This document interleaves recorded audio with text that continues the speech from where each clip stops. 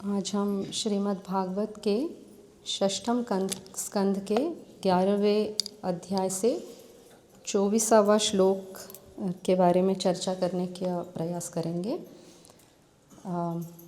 आप सबके पास नहीं होगा तो सिर्फ मैं दोहराती हूँ और हम पढ़ते हैं। अहम हरे तव पादैकमूला दासानुदासो भवितास्मि भूया मनस्मरेतासु पतेर्गुणास्ते गृणीतवा कर्म करोतु काया। अनुवाद श्रील प्रभुपाद द्वारा। हे मेरे प्रभु, हे पूर्ण पुरुषोत्तम भगवान, क्या मैं फिर से आपके उन सनातन सेवकों का सेवक बन पाऊँगा जो केवल आपके चरण कमलों में ही शरण पाते हैं। हे मेरे जीवन के स्वामी, क्या मैं फिर से उनका सेवक बन पाऊँगा ताकि मेरा मन सदैव आपके दिव्य गुणों का चिंतन करे, मेरे शब्द सदैव उन गुणों का गुणगान करे और मेरा शरीर सदैव आपकी प्रेममय सेवा में लगा रहे। तात्पर्य: यह श्लोक भक्तिमय जीवन का सार प्रदान करता है।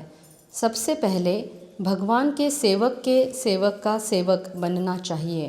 दासानुदास श्री चैतन्य महाप्रभु ने उपदेश दिया है तथा उन्होंने स्वयं अपने उदाहरण से भी दर्शाया है कि जीव को सदैव कृष्ण के सेवक का सेवक बनने की इच्छा रखनी चाहिए। जो गोपियों का पालन करता है, गोपी भर्तुर पदकमलयोर दास दास दासानुदास। इसका अर्थ है कि व्यक्ति को ऐसे आध्यात्मिक गुरु को स्वीकार करना चाहिए जो गुरु परंपरा में आते हैं तथा भगवान के सेवक होते हैं। उनके निर्देशन में व्यक्ति को अपने तीनों गुणों अर्थात अपने शरीर, मन तथा वचन को लगाना चाहिए। शरीर को स्वामी के आदेशानुसार शारीरिक क्रियाकलापों में लगाना चाहिए। मन को निरंतर कृष्ण का चिंतन करना चाहिए तथा अपने शब्दों को भगवान की महिमा का प्रचार करने में लगाना चाहिए। यदि कोई इस प्रकार भगवान की प्रेममय सेवा में लगा रहता है तो उसका जीवन सफल हो जाता है। हरे कृष्णा।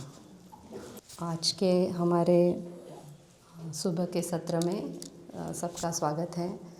उपस्थित सर्व भक्तों के चरणों में और जो कोई कारण से उपस्थित नहीं हो पा रहे हैं उन सभी भक्तों के चरणों में मैं प्रणाम करके उनकी कृपा की याचना करती हूँ। और मैं विशेषतः श्रीमान विश्वरूप प्रभु जो कि मेरे वरिष्ठ गुरु बंधु हैं उनकी आभारी हूँ कि धाम में उन्होंने मुझे गुरु शिष्य परंपरा का जो मैसेज है उस पर ध्यान करने की संधि उपलब्ध कर दी है। शुरू करने के पहले बताना चाहूँगी कि मुझे भागवत का ज्ञान ठीक से है नहीं और मेरी हिंदी भी ठीक नहीं है, तो कृपया मुझे माफ़ कर दीजिए। भक्त बहुत कृपालु होते हैं तो और उन्हें भागवत में रुचि है तो वो रुचि से हम कुछ डिस्कस करने का प्रयास करेंगे। पहली बात ऐसे है कि ये जो हम षष्ठम कंद से ये श्लोक जो हमने लिया है ये है वृत्रासुर की प्रार्थनाओं में से पहला श्लोक है। तो वृत्रासुर जो है वो अपने मृत्यु की राह देख रहे हैं। वो चाह रहे कि इंद्र मुझे मारे, जल्दी मारे। इंद्र मारने को तैयार नहीं है, इंद्र को कॉन्फिडेंस नहीं है कि मैं ये कर सकूँगा। तो वृत्रासुर चाह रहा है कि ये इंद्र मुझे कब मारे, तो वो अपनी मृत्यु की जो है प्रतीक्षा कर रहे हैं। उनको पता है कि अभी मेरी मृत्यु होने वाली है बस, और वो चाह रहे कि मेरी मृत्यु हो। और मृत्यु के समय पे हर एक व्यक्ति जो है ना वो चीज़ों को याद करता है जो उसको सबसे प्रिय होती हैं। हम हमेशा ही वो चीज़ों को याद करते हैं हमेशा जो हमें बहुत प्रिय होती है, जीवन में भी और विशेषतः मृत्यु के समय।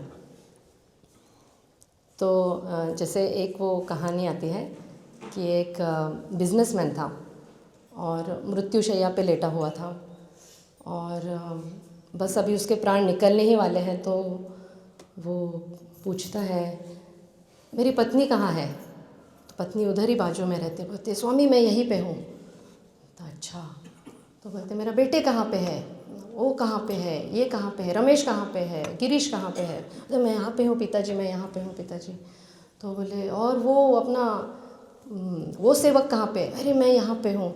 और वो वॉचमैन कहाँ पे, अरे मैं यहाँ पे हूँ। बोलते गधों, सब लोग यहाँ पे है तो गले पे कौन है। तो क्योंकि वो इतना आसक्त है कि मेरा उधर क्या चल रहा है बिजनेस में। तो मृत्यु के समय पे भी ना कि वो उसके फैमिली मेम्बर्स से भी प्यार करता है, लेकिन याद उनको नहीं कर रहा है, याद गले को कर रहा है। भगवान को याद करना तो बहुत दूर की बात है। लेकिन वैष्णव आचार्य जो है और महान भक्त जो है वो हमें सिखाते हैं कि जीवन में हमें कौन सी चीज़ मूल्यवान है। जीवन में अगर हम वो समझेंगे तो मृत्यु के समय पे वही मूल्यवान चीज़ को हम याद कर पाएंगे, स्मरण कर पाएंगे। तो वृत्रासुर इसके पहले का जो श्लोक है, इसके बाद का जो श्लोक है, उसमें वृत्रासुर बताते हैं कि मुझे क्या नहीं चाहिए। तो बताते हैं कि मुझे पूरे सार्वभौम का स्वामित्व नहीं चाहिए, मुझे सब सुख नहीं चाहिए, मुझे योग सिद्धि नहीं चाहिए, इतना तक कि मुझे लिबरेशन भी नहीं चाहिए, मुक्ति भी नहीं चाहिए। तो मुझे क्या चाहिए? तो वो बताते हैं मुझे आपके दासों का दास बनना है। तो श्रील चैतन्य महाप्रभु ने जो सनातन गोस्वामी को शिक्षा दी है, उसकी शुरुआत क्या है पता है आपको? सनातन शिक्षा की शुरुआत होती है, जो हम हमेशा सुनते हैं, शायद हमें पता नहीं रहेगा कि यह सनातन शिक्षा की शुरुआत है, जीवेर स्वरूप होए कृष्णेर नित्य दास। ठीक है। और आचार्य हमें बताते हैं कि ये जो मूलभूत तत्व चैतन्य महाप्रभु ने बताया है, और सभी जो शास्त्र, वेद शास्त्र, पुराण हैं, उनके सभी जो इंस्ट्रक्शंस हैं, सभी जो सूचनाएं हैं, वो ये एक तत्व को हम अच्छे से समझ पाए और आत्मसात कर पाए, इसके लिए है। तो शास्त्र हमें क्या बताते हैं? शास्त्रों का सार क्या है? स्मर्तव्यम सततम विष्णु, विस्मर्तव्यम न जातुचित। और जो कोई विधि और निषेध शास्त्रों में बताए गए हैं, यही एक तत्व के सेवक हैं, ताकि हम हमेशा भगवान को याद कर सकें और हम भगवान को कभी न भूल सकें। तो हम कौन से व्यक्ति को हम हमेशा याद कर सकते हैं? जिसको हम प्यार करते हैं। अभी हम चाहते हैं कि हम कृष्ण को भी उतना ही प्यार करें कि हम हमेशा उनका स्मरण कर सकें, लेकिन जनरली क्या है, जिसको हम बहुत प्यार करते हैं वो व्यक्ति को हम हमेशा स्मरण करते हैं। और एक चीज़ भी है, जिसको हम बहुत नफ़रत करते हैं उसको भी हम हमेशा याद करते हैं। बीच वालों को कुछ चांस नहीं होता है। जिसको थोड़ी सी नफ़रत करते हैं उनको भी ज़्यादा याद नहीं करते, हमेशा याद नहीं करते, और जिनको थोड़ा थोड़ा प्यार करते हैं उनको भी हम हमेशा याद नहीं करते हैं। लेकिन जिनको बहुत प्यार करते हैं और जिनसे बहुत नफ़रत करते हैं, ऐसे लोगों को हम हमेशा याद करते हैं। लेकिन क्योंकि हमें रूप गोस्वामी ने आनुकूल्यस्य संकल्पो बताया है और आनुकूल्य न कृष्णानु ऐसे बताया है, तो कृष्ण के लिए उनके प्रति प्रेम करना ये अनुकूल फीलिंग है। हम शिशुपाल के पदचिन्हों पे नहीं चलते हैं, हम प्रहलाद महाराज के पदचिन्हों पे चलते हैं, जो प्रेम से भगवान का स्मरण करना चाहते हैं। तो भगवान के प्रति प्रेम उत्पन्न हो, ये अपने जीवन का जो लक्ष्य है। तो कैसे हो? तो आचार्यों ने जो भक्ति की जो प्रोसेस दी है, नवविधा भक्ति की जो प्रोसेस दी है, अनेक श्रवण कीर्तन जो भी विधियाँ हैं, उससे हमें क्या होगा, हमारा जो अंदर का कृष्ण प्रेम है वो जागृत होगा। नित्य सिद्ध कृष्ण प्रेम साध्य कबू न है, श्रवण आदि शुद्ध चित्त। श्रवण आदि मतलब सिर्फ श्रवण से नहीं, श्रवण या और ऐसे ही भक्ति के अधिक गतिविधियों से हमें हमारा जो अंदर का कृष्ण प्रेम है वो जागृत होगा। लेकिन आचार्य हमें बताते हैं कि जो भक्ति के प्रोसेस है, जो गतिविधियां हैं, वो हमें कौन से भाव से करनी है। हम श्रवण कर रहे हैं, कीर्तन कर रहे हैं, भगवान के विग्रहों की सेवा कर रहे हैं, जो भी कर रहे हैं, उसका जो मूड है वो हमें वो आचार्य बताते हैं वो दास दासानुदास के स्वरूप में हमें करना है।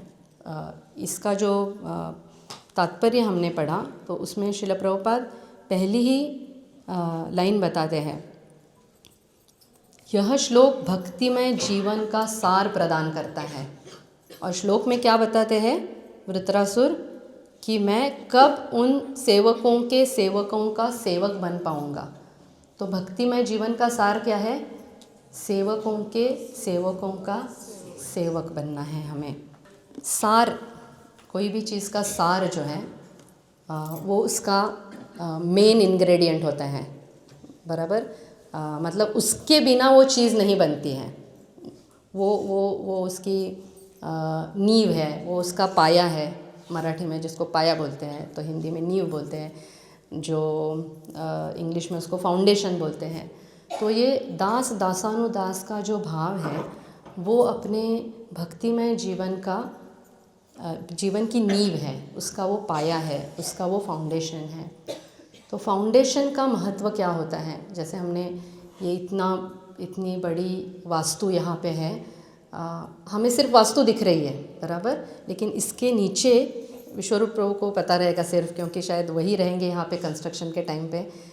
तो इसके कितने नीचे तक इसका फाउंडेशन गया रहेगा, उसकी नींव बहुत नीचे तक गई रहेगी, ताकि इतना बड़ा जो वास्तु है उसका वो बहुत स्ट्रांगली, बहुत ही शक्ति से उसको वो धारण कर सके। तो फाउंडेशन को स्ट्रांग होना बहुत ज़रूरी है, भले हमें वो दिखे नहीं। तो यही बात आचार्य बताते हैं कि भक्ति का फाउंडेशन क्या है? सेवकों का सेवक बनना। और अगर फाउंडेशन स्ट्रांग नहीं है, कोई भी बिल्डिंग का फाउंडेशन अगर स्ट्रांग नहीं है, तो थोड़े दिन के लिए वो बिल्डिंग अच्छे से दिखे, कुछ कार्य भी करे, लेकिन it's a matter of time, जैसे बोलते हैं कि वो बिल्डिंग अच्छे से नहीं रह पाएगी। तो वैसे ही अगर ये भाव सेवकों का सेवक बनने का भाव अगर हमारे भक्ति की नींव नहीं बनेगा और हम उसको अगर स्ट्रेंथन नहीं करेंगे, हम उसको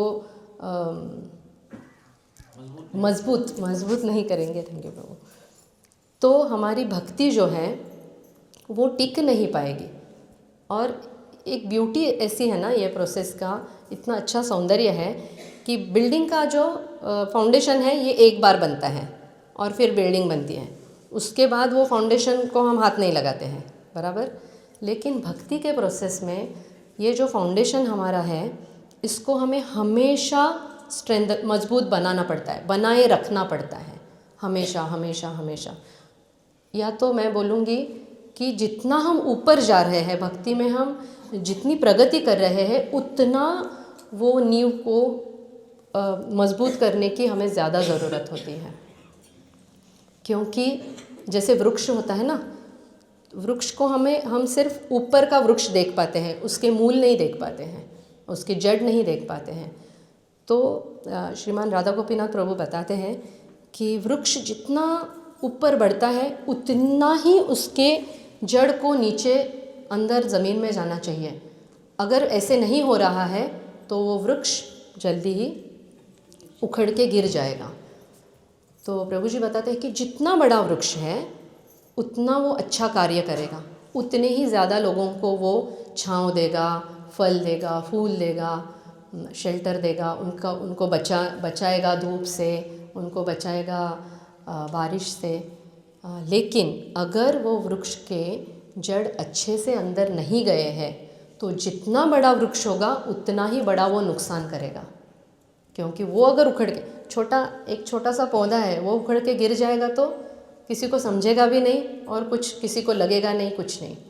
थोड़ा बड़ा रहेगा तो शायद आजू बाजू के थोड़ा कुछ चीज़ों में नुकसान हो सकता है, लेकिन जब ये बड़ा वृक्ष गिरता है तो उतने ही आजू बाजू के लोगों को वो नुकसान करता है। तो जैसे हम लोग भक्ति में प्रगति कर रहे हैं तो उतने ही हमारा योगदान, जो संस्था में जो योगदान है, लोगों के जीवन में जो योगदान है, वो और बढ़ता जाता है और बढ़ता जाता है। लेकिन अगर दासानुदास ये भाव को हम बनाए नहीं रखेंगे, इसको ये नींव को हम अगर मजबूत नहीं करेंगे तो भक्ति में हमसे जो अपराध होंगे या तो हमारी जो गलतियाँ उसकी वजह से होंगी, उससे हम बहुत सारे अपने तो आध्यात्मिक जीवन को हानि पहुंचाएंगे, लेकिन हमसे जो जुड़े हुए लोग हैं उनके भी आध्यात्मिक जीवन को हम हानि पहुंचा सकते हैं। तो ये बहुत इम्पोर्टेंट है कि दासानुदास की भावना जो है ये हमारे भक्ति की नींव है, ये हमारे भक्ति का फाउंडेशन है। और मटेरियल वर्ल्ड में क्या है ना कि हम 3 गुणों से हमेशा ही इंटरैक्ट करते रहते हैं, सत्व, रजस और तमोगुण में हमेशा रहते हैं। इसके लिए बार बार हमें याद दिलाने पर भी हम भूल जाते हैं मटेरियल वर्ल्ड का। और मटेरियल वर्ल्ड के कैलकुलेशंस भी अलग होते हैं ना। मटेरियल वर्ल्ड में किसी का ग्रेटनेस जो है, किसी की महानता जो है, वो उसके पोजीशन से, उसकी पोजीशन कितनी हाई है वो पर्सन महान है ऐसे समझते हैं। ठीक है, जैसे अगर मैं बताऊंगी कि ये जो पर्सन है ना ये मोदी जी का सेक्रेटरी है। अच्छा सेक्रेटरी है? नहीं, वो मोदी जी का सेक्रेटरी है ना, उसका दोस्त है। अच्छा मोदी के सेक्रेटरी, नहीं, मोदी के सेक्रेटरी का दोस्त है ना, उसका ड्राइवर है। अच्छा मोदी के सेक्रेटरी के दोस्त का ड्राइवर है? नहीं, मोदी के सेक्रेटरी का जो दोस्त है ना उसके ड्राइवर का इस्त्री वाला है। अच्छा नहीं, वो इस्त्री वाला है ना, उसके घर में वो काम करता है ये आदमी। तो बोले ये क्या है, मतलब उसका क्या सिग्निफिकेंस है कि मोदी के सेक्रेटरी के दोस्त के ड्राइवर के इस्त्री वाले के घर पे ये काम करता है, उससे उसका क्या सिग्निफिकेंस है। तो मटेरियल वर्ल्ड में हाँ, जब तक वो मोदी का सेक्रेटरी है तो थोड़ा उसको इम्पोर्टेंस है, थोड़ा मतलब बहुत है, लेकिन वो थोड़ा उससे ज़्यादा है। लेकिन जैसे जैसे उससे दूर होते जाएंगे, मतलब मोदी जी से उनका कनेक्शन जितना दूर होगा उतना वो पर्सन का सिग्निफिकेंस नहीं रहता है, कम होते जाता है। लेकिन भक्ति में इससे उल्टा है।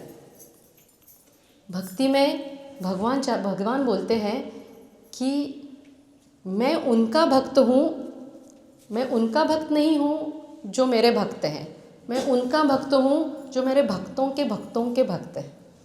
तो उल्टा मटेरियल वर्ल्ड जो है ये स्पिरिचुअल वर्ल्ड का परवर्टेड रिफ्लेक्शन है, ऊर्ध्व मूल अधः शाखा जैसे हैं। तो यहाँ पे जो लोएस्ट है वो स्पिरिचुअल वर्ल्ड में हाईएस्ट है, और जो स्पिरिचुअल वर्ल्ड में लोएस्ट है, स्पिरिचुअल वर्ल्ड में से लोएस्ट ये नहीं है, लेकिन स्पिरिचुअल लाइफ में जो हम अच्छे खुद का बढ़कपन करना, प्राइड, ये जो है ये स्पिरिचुअल लाइफ में हम उसको नीचा समझते हैं। लेकिन मटेरियल वर्ल्ड में लोग चाहते हैं कि मैं उससे ही आगे बढ़ूं। रामानुजाचार्य के जीवन में एक जो कथा आती है इससे, ये मूड से रिलेटेड। तो रामानुजाचार्य एक बार कांचीपुरम से जा रहे थे तिरुपति, तो ट्रैवल कर रहे थे, तो बीच में एक जगह पे उनके 2 शिष्य रहते थे एक गांव में। तो रामानुजाचार्य चाहते थे कि मैं उनके घर पे रुकूं जाते वक्त। तो उन्होंने अपने कोई शिष्यों को भेजा आगे और बोला कि आप जाओ एक के घर पे, दोनों के घर पे जाओ और उनको बोलो कि मैं आ रहा हूँ और फिर आके मुझे बताइए उन्होंने क्या कहा। तो ये शिष्य जाते हैं एक जन के घर पे और बताते हैं कि गुरु महाराज आपके घर पे आ रहे हैं। तो वो भक्त इतना एक्साइट हो जाता है, गुरु महाराज आ रहे हैं, तो वो तुरंत ही पूरे प्रिपरेशन में लग जाता है। ठीक है, अगर कोई बोले कि आपके गुरु महाराज घर में आने वाले हैं तो कितनी एक्साइटमेंट होगी। तो इतना एक्साइट हो जाता है, वो पूरा अपना घर साफ़ करने लगता है, उसके सर्वेंट्स को बोलता है ये करो, फूल लगाओ, रंगोली बनाओ, पूरा खाना बनाओ, सामान लाओ, ये वो इतना वो खुश हो जाता है और इतना सेवा में लग जाता है पूरा। फिर वो लोग वहाँ से निकल के दूसरे भक्त के घर पे जाते हैं और उनको बताते हैं कि गुरु महाराज आपके घर पे आने वाले हैं। तो वो भी बहुत खुश हो जाता है। वो तो पहले वो भक्तों के चरणों में दंडवत करता है, बोलते हैं इतनी अच्छी ये आपने मुझ तक लाई है कि गुरु महाराज आ रहे हैं, आप आइए, आप बैठिए। तो उनको पानी देते हैं, उनको प्रसाद देते हैं, उनकी सेवा करते हैं, उनकी प्रशंसा करते हैं, बोलते हैं धन्यवाद कि आपने इतनी अच्छी न्यूज़ में मुझ तक लाई है, आप मेरे गुरु महाराज के रिप्रेजेंटेटिव हो, थैंक यू, ऐसे करके उनको धन्यवाद देते हैं। फिर ये जो टीम होती है डिवोटीज़ की, ये वापस आते हैं रामानुजाचार्य के पास। तो श्रीमान रामानुजाचार्य उनको पूछते हैं क्या हुआ। तो बोलते हैं गुरुदेव हम पहले डिवोटी के घर पे गए, भक्त के घर पे गए, तो वो इतना एक्साइट होगा, वो इतना खुश है कि आप आ रहे हैं, वो बस फूले नहीं समा रहा है उसका आनंद, और वो पूरे जुट गया तुरंत ही, जैसे बोला नेक्स्ट मोमेंट से उसने प्रिपरेशन चालू कर दिए। रामानुजाचार्य बोलते अच्छा ठीक है। और दूसरे ने क्या किया, बोले दूसरे को हमने बोला कि आप आ रहे, तो वो भी बहुत खुश हो गया, उन्होंने हमको ऐसे बिठाया, हमारी सेवा की, हमारा धन्यवाद किया, हमारे चरणों में प्रणाम किया। बोले ठीक है। तो रामानुजाचार्य बोले हम ये दूसरे वाले के घर पे जाएंगे। तो बोले अरे वो पहले वाला। बोले नहीं, पहले वाले ने मेरे सेवकों को तो उसने रिकॉग्नाइज़ भी नहीं किया, उसका ये भी नहीं किया, तो उसको थोड़ा समय लगेगा। और तो ये रामानुजाचार्य पहले इसके। तो गुरु हम चाहते हैं ना कि हम गुरु का सेवक बने, तो उसका भी भाव यही है, गुरु के सेवकों का सेवक हमें बनना है। श्रील भक्ति सिद्धांत सरस्वती ठाकुर जब भी बहुत व्यस्त रहते थे, तभी उनको मिलने को जब भी बहुत लोग आते थे, तो वो पूछते थे कि क्या आप कृष्ण के दास हो। तो कोई बोलता था हाँ मैं कृष्ण के दास हूँ। तो वो बोलते थे बहुत खुशी हुई आपसे मिलके, बस। फिर वो पूछते थे, कोई आता था बोलते थे आप कृष्ण के दास हो, और कोई बोलता था मैं कृष्ण के दासों का दास हूँ। तो बोलते थे आइए मुझे आपके साथ कुछ समय बिताना है, हम साथ में मिलके कृष्ण के बारे में चर्चा करेंगे। मैं एक पर्सनल इंटरेक्शन शेयर करना चाहती हूँ, परम पूज्य राधानाथ स्वामी महाराज के साथ हुई थी।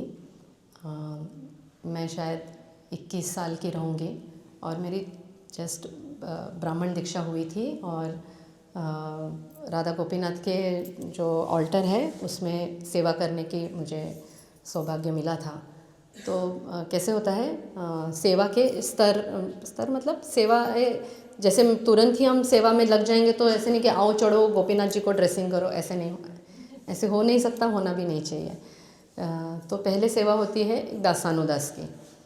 तो दासानुदास की सेवा होती है जैसे आप सब पुजारी इसको मदद कर सकते हैं, जिसमें आपको भगवान के स्नान का पानी रेडी करना है, या तो चंदन घिस के रखना है, तुलसी रखनी है, फूल रखने हैं, आरती की प्लेट बनानी है, भगवान के भोग की थाली धो के रखनी है। ऐसे अलग अलग सेवाएं होती हैं जिसमें आपको अंदर जाने की ज़रूरत कभी पड़े। पुजारियों को 2-3 दासानु, उसमें भी 2-3 दासानुदास रहते हैं, कोई अंदर करता है कोई बाहर करता है। तो ऐसी सेवा मुझे मिली थी। तो मुझे बाहर के दासानुदास की सेवा मिली थी, जो बर्तन धोता है, आचमन पात्र धोता है, पोंछ के रखता है। तो मैं सेवा कर रही थी, और तभी महाराज अमेरिका से जस्ट आए थे, और तुलसी पूजा के बाद महाराज अपने रूम में जैसे चले जाते, तो ऑल्टर के पीछे के बैकअप रूम से चलते हैं। तो महाराज वहाँ से अंदर आए, तो मैंने महाराज को प्रणाम किया और मैं खड़ी हुई। तो जनरली महाराज सुबह के समय बात नहीं करते हैं किसी से भी, लेकिन शायद ये शिक्षा कुछ बहुत इम्पोर्टेंट थी। तो मैंने जैसे ही मैंने दंडवत करके खड़ी हुई, तो महाराज मुझे बोले मैं आपको देख के बहुत प्रसन्न हूँ, यानी इतने सुबह सुबह मैं आपको यहाँ देख के बहुत प्रसन्न हूँ, ऐसे महाराज ने बोला। तो महाराज ने बोला आप क्या कर रहे हो। तो मैंने बोला महाराज मैं दासानुदास हूँ। तो महाराज ने बोला ओ ये बहुत अच्छी बात है कि आप दासानुदास हो। तो मेरे कहने का मतलब था ये दासानुदास एक पोजीशन, ये एक सेवा, मतलब एक डेजिग्नेशन है, मेरा वो मूड नहीं था। तो महाराज ने बोला ये बहुत अच्छी बात है कि आप दासानुदास हो, क्योंकि ये सबसे सुरक्षित पोजीशन है, ये सबसे सुरक्षित स्तर है। This is the safest position and you will never commit any offences, और आप कभी भी अपराध नहीं करोगे। तो मैं बहुत सोचा उसके बारे में कि कृष्णा, मतलब मैं तो इसको समझता है मैं दासानुदास हूँ। दासानुदास हूँ मतलब बर्तन घिसने, ये रेडी करना है, वो रेडी करना है। मैं ये कभी नहीं समझी कि दासानुदास जो है ये मेरी चेतना का भाग है, ये मेरी चेतना है, ये मेरा काम नहीं है। हाँ चलो मैं दासानुदास हूँ, क्योंकि दासानुदास होने से हम, जैसे महाराज ने बताया, उसके बाद का अभी मुझे वो डेट्स याद नहीं है, लेकिन उसके ये फ्राइडे का दिन था और सैटरडे में महाराज तभी सैटरडे संडे भागवतम देते थे। सैटरडे के दिन का जो भागवतम है उसमें महाराज ने पूरा दासानुदास के ऊपर भागवतम दिया, क्योंकि हमारे एक वरिष्ठ भक्त हैं श्रीमान कृष्ण नाम प्रभु, उन्होंने कुछ प्रश्न पूछा था ऐसे कि गोपीनाथ जी का ड्रेसिंग, दासानुदास, यही कॉन्टेक्स्ट में, तो शायद और महाराज ने उसके बारे में बताया था। कभी मिलेगा आपको तो सुन लेना ज़रूर। तो क्योंकि दासानुदास होना ये बहुत सेफ पोजीशन है। क्यों? क्योंकि वो पोजीशन में हम अपराध नहीं करते हैं। अपराध, क्योंकि बरसाना में हम हैं तो उस पर ये शब्द का बहुत हमें महत्व जानना चाहिए कि राधा रानी जो है वो सेवा के अधिष्ठात्री देवी है, और अपराध वो चीज़ है जो हमें राधा रानी से सेवा से दूर करता है। अपराध वो दूर कर देता है हमें सेवा से। तो अपराध से बचने के लिए जो है ये भक्ति का जो फाउंडेशन का मूड हम डिस्कस कर रहे हैं वो बहुत ही महत्वपूर्ण है। और ये मूड हम कैसे प्राप्त कर सकते हैं? तो एक पहली बात है कि ऐसे भक्तों का हम संग करें जो ये मूड में सेवा करते हैं, दासों के भाव में जो सेवा करते हैं, ऐसे भक्तों के संग करना चाहिए। और शायद ऐसे भक्तों का संग करना चाहिए जो दासों के दास बनने की इच्छा रखते हैं। शायद हम में है नहीं अभी वो मूड, लेकिन हमें वो करने की इच्छा है। तो ऐसे ऐसे भक्तों का हम संग करेंगे तो साथ में हम ये हमारी नींव को बनाए रखेंगे। दूसरी बात है कि कांस्टेंट रिमाइंडर्स बहुत इंपॉर्टेंट होते हैं ना लाइफ। मुझे तो बहुत इंपॉर्टेंट होते हैं लाइफ में, बार बार वो चीज़ सुनना कि इसका इम्पोर्टेंस क्या है, दासानुदास बनने का इम्पोर्टेंस क्या है। अगर हम वो मूड में नहीं करेंगे तो क्या होगा, उससे हमारी भक्ति को क्या नुकसान होगा, उससे हम भगवान से और भक्तों से कैसे दूर हो जाएंगे, उससे हम हमारे और हमारे संस्था के और समाज में जो लोगों को हम प्रचार कर रहे हैं, जो लोगों को हम कृष्ण से जोड़ना चाह रहे हैं, उन लोगों को हम कितना नुकसान पहुंचाएंगे। तो उसके बारे में जो भागवत में बताया गया है, जो हमारे आचार्य वृंद हम उनके कथाओं में हमें बताते हैं, जो वरिष्ठ भक्त बताते हैं, वो कॉन्स्टेंटली सुनना, तो उससे वो भूलेंगे नहीं, थोड़ा थोड़ा भूलेंगे तो भी वापस याद आएगा, वापस वो न्यू को हम स्ट्रॉन्ग बनाएंगे। और तीसरी भी एकदम इम्पॉर्टेंट जो चीज़ है, जो बहुत महत्वपूर्ण है, वो है प्रार्थनाएं। आज शायद मुझे लगता भी नहीं और मुझे अच्छा भी नहीं लगता है दासानुदासों के दास बनना, तो भी हमें जानते हैं कि वो करना है, तो हम भगवान को प्रार्थना कर सकते हैं कि हे भगवान, मुझे ये मूड का अंडरस्टैंडिंग दो, इसकी समझ दो, और ये मैं कर पाऊँ, इसकी मुझे शक्ति दीजिए। तो प्रार्थनाएं कर सकते हैं। जैसे हम कोई भी सेवा करते हैं ना, जब ऐसे हम यहाँ पे आए हैं, अगर हम दासानुदास के भाव में नहीं करेंगे तो आचार्य बताते हैं कि तो हम बहुत जल्द ही सहजीय भाव में जा सकते हैं। हम भगवान को प्रार्थना भी कर रहे हैं, लेकिन अगर मूड है कि नहीं मैं और भगवान बस हम दोनों, तो हम सहजीय भाव, मतलब ऐसे नहीं कि जो एकदम सहजीय वैसे नहीं बोल रहे हैं। सहजीय मतलब जो सहजता से लेते हैं भक्ति को, भक्ति के जो क्रिया है उसको, या तो भक्तों को, भगवान को, मतलब भक्ति, भगवान और भक्त को हम बहुत सहजता से लेंगे तो हम फिर अपराध करेंगे। इसके लिए नींव क्या है, और नींव को हमेशा ही मजबूत बनाए रखना ये अपना कर्तव्य बनता है। तो जब भी आप प्रार्थना करेंगे, मेरे लिए भी प्रार्थना कीजिए। और मैं आपसे क्षमा चाहती हूँ, शायद आज मैंने मेरे अधिकार से ज़्यादा बोल दिया ही है, लेकिन मेरा प्रयास था कि जो भी मैंने सुना है वरिष्ठ भक्तों से, गुरु से और श्रील प्रभुपाद से, उसको आपके साथ शेयर करूँ, ताकि अगर हो सके आपका थोड़ा लाभ हो और मेरा बहुत सारा लाभ हो। Thank you. हरे कृष्णा।